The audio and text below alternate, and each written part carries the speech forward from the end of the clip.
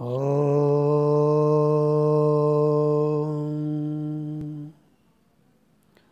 कृष्णाय वासुदेवाय हरये परमात्मने प्रणतक्लेशनाशाय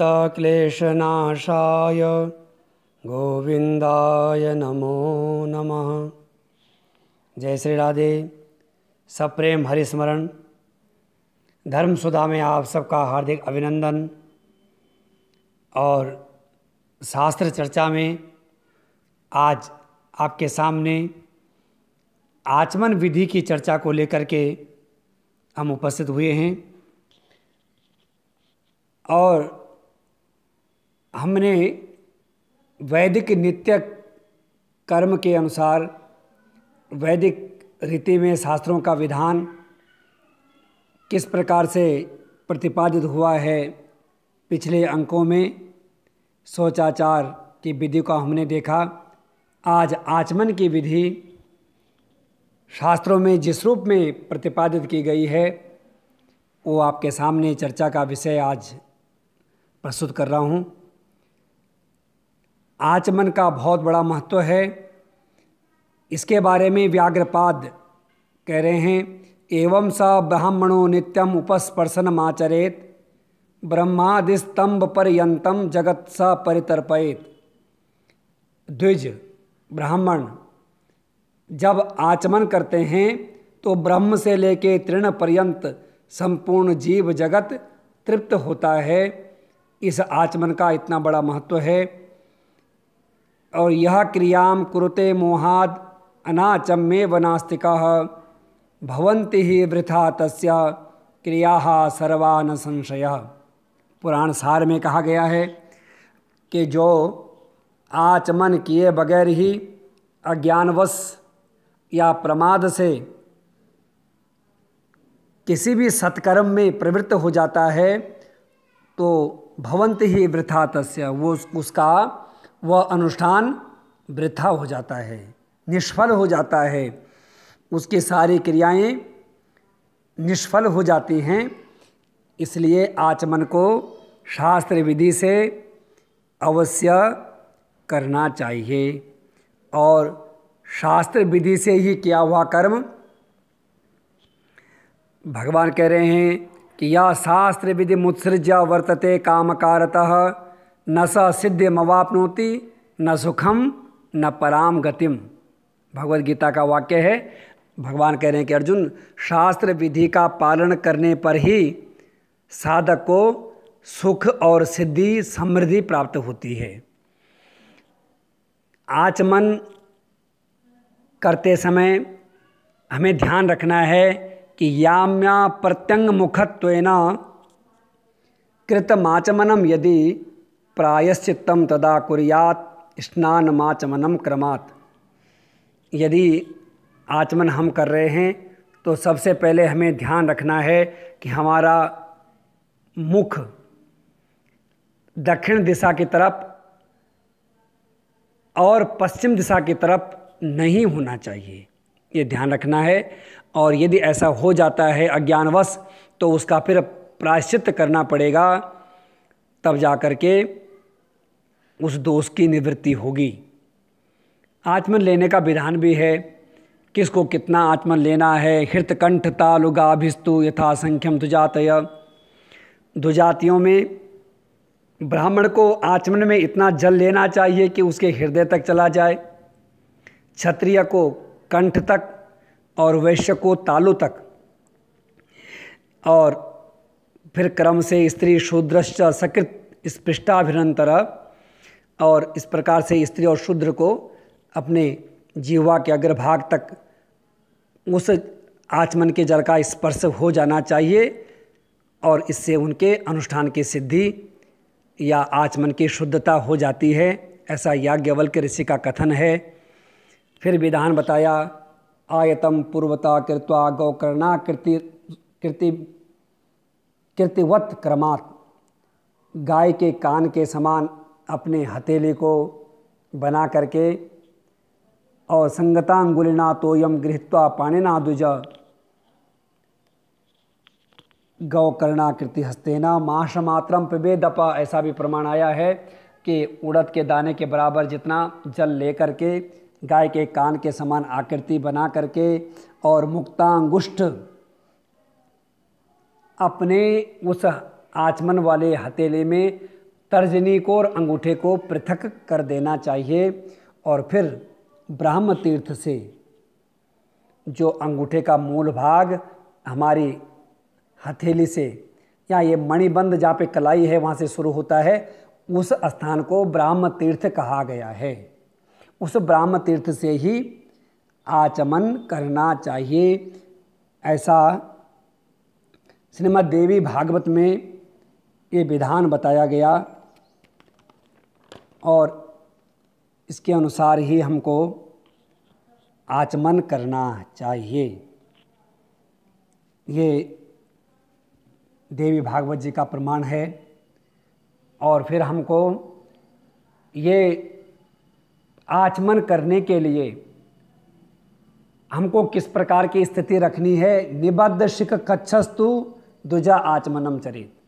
ब्राह्मण जब आचमन करे तो अपनी शिखा को बांध करके और धोती बांध करके इस प्रकार शुद्ध हो करके आचमन करे। कृतोपवीतम सभ्यन से अपने यज्ञोपवीत को सभ्य करके, यानी बाएं कंधे के ऊपर यज्ञोपवीत हो और वांग मनः काय संयता, अपनी वाणी मन और शरीर को संयमित करके आचमन करे। अंतर्जानु शुचौ देशे उपविष्टा उदंग मुखा, उत्तर की तरफ मुँह करे और अपने दोनों हाथ घुटनों के अंदर हों। और फिर ब्राह्म तीर्थेना, है ना, वो ब्राह्म तीर्थ के द्वारा प्रांग व ब्राह्म तीर्थेना दुजो नित्यम उपस्पृशेत। उत्तर दिशा की तरफ मुँह करे या पूर्व दिशा की तरफ मुँह करे, उत्तर और पूर्व की तरफ मुँह करे या फिर उत्तर और पूर्व के मध्य में जो ईशान कोण है उस ईशान कोण की तरफ मुँह करे। उसका विधान शास्त्रों में रखा गया है कि ऐशानाभिमुखो भूतो पस्पृशे च यथा विधि। उत्तर पूर्व या उत्तर पूर्व के मध्य का ईशान कोण, इधर मुँह करके इन दिशाओं में और फिर आचमन करना चाहिए। यथा विधि, विधि पूर्वक स्नान करना चाहिए। और उसकी विधि क्या है, वही उसी विधि का आपको वर्णन कर रहे हैं।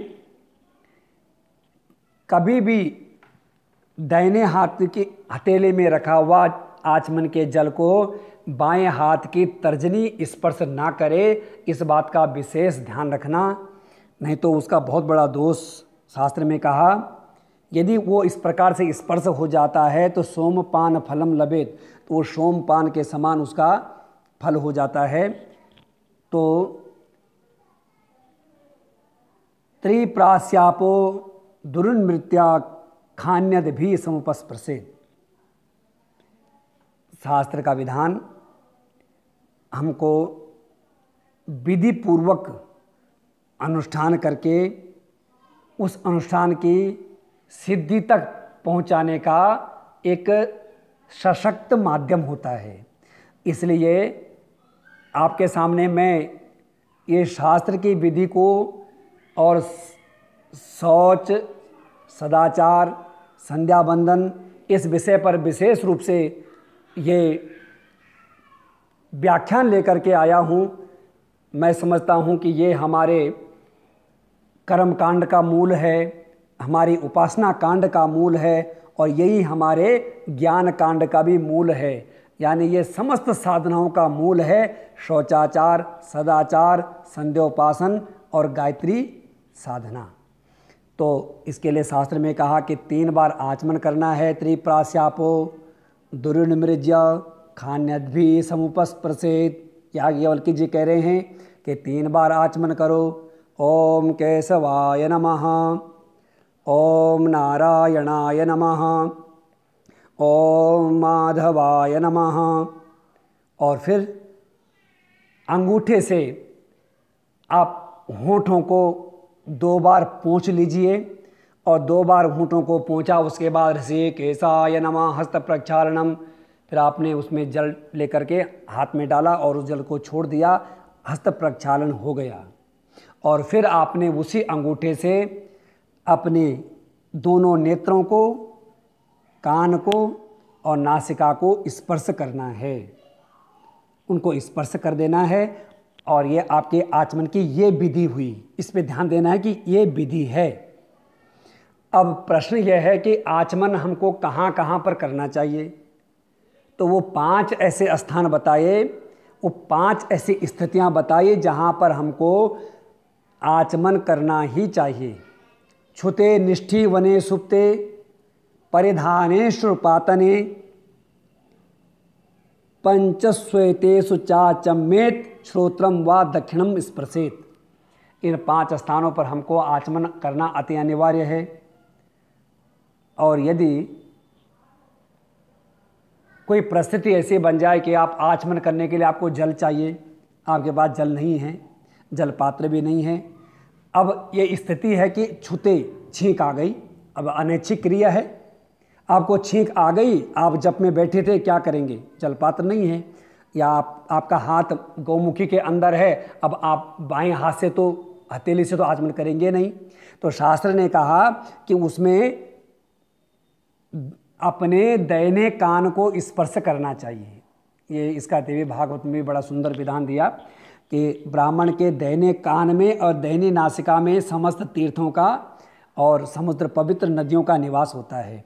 तो यहाँ पर भी देवी भागवत जी का प्रमाण है कि श्रोत्रम व दक्षिणम स्पर्शेत। अगर आपके सामने जल नहीं है तो आप दाहिने कान को स्पर्श कर दीजिए और दाहिनी नासिका को, तो उससे आपका ये शौचाचार पूरा हो जाता है।